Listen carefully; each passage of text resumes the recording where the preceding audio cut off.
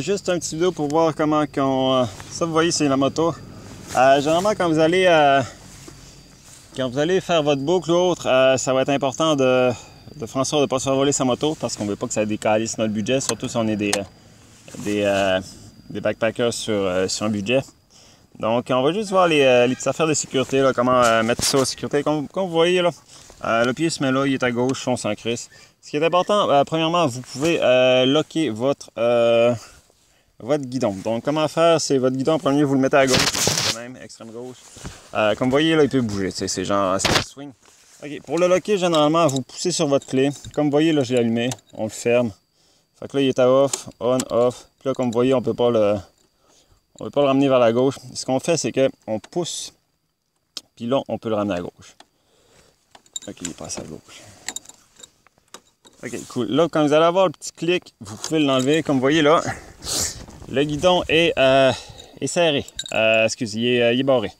Donc là, ça, c'est la première chose de sécurité. Comme ça, si quelqu'un, mettons, veut prendre votre super bombe, il ne peut pas la ramener par en avant, par en arrière, parce qu'en fait, là, il est barré. Fait qu'il ne peut pas la faire rouler en avant, en arrière. Donc, ça, c'est le premier principe de sécurité qu'il y a là-dessus.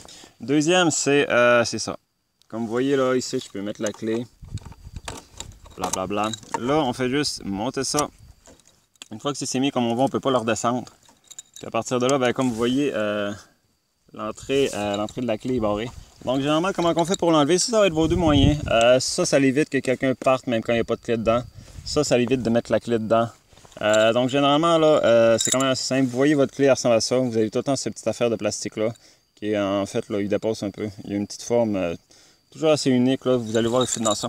Donc là, l'affaire où vous l'avez loqué, c'est-à-dire avec ça, vous allez crisser votre clé là-dedans. À un moment donné, ça fit. Vous voyez, là, généralement, il y a tout le temps la petite... il y a tout le temps comme un petit spike vers le bas, genre. Lui, généralement, c'est lui qui s'en va tout le temps ou la petite affaire qui dépasse ça. Donc là, on fait de même, puis ce qu'on fait, c'est qu'on fait juste le ramener. Comme vous voyez, là, on peut tout le temps le mettre automatique, il ne se déloquait pas, mais ça prend vraiment le petit... la petite forme là, sur votre clé pour le faire. Donc à partir de là, on peut remettre notre clé. Donc le premier mécanisme est défait. Donc là, encore une fois, si on fait juste se tourner vers la droite, ça ne marche pas pour le déloquer. Ce qu'on va faire, c'est pousser, on va vers la droite. Puis à partir de là, vous voyez là, votre volant, vous pouvez le tourner de droite à gauche de nouveau. Donc à partir de là, on start l'engin, on start notre bombe, puis on est prêt à partir, tout en sécurité. Puis aussi, si vous faites la boucle, n'oubliez pas de faire en sorte que vos hôtels aient tout le temps des places où le mettre à l'intérieur. Parce que même si vous le loquez puis tout, il y en a quelques-uns qui se l'ont fait voler au Cambodge, idem une fois au Vietnam à Hanoï.